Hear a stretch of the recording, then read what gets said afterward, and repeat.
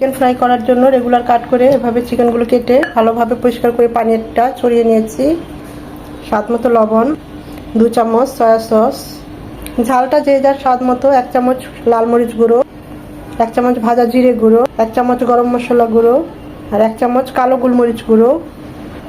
হাত দিয়ে সব কিছু মাখিয়ে নেব। 1 চামচ উঁচু করে আদা রসুনের পেস্ট। এখন সব কিছু হাত দিয়ে ভালোভাবে মাখিয়ে নেব। 30 মিনিট রেস্টে থাক।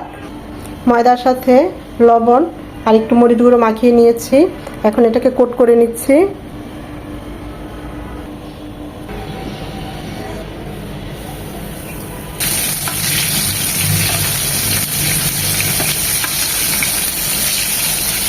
খুব সহজে তৈরি হয়ে গেল ইয়াম্মি ক্রিস্পি চিকেন ফ্রাই। ভিডিওটা বেশি বেশি করে শেয়ার করে দিবেন, অবশ্যই একটা লাইক দিবেন।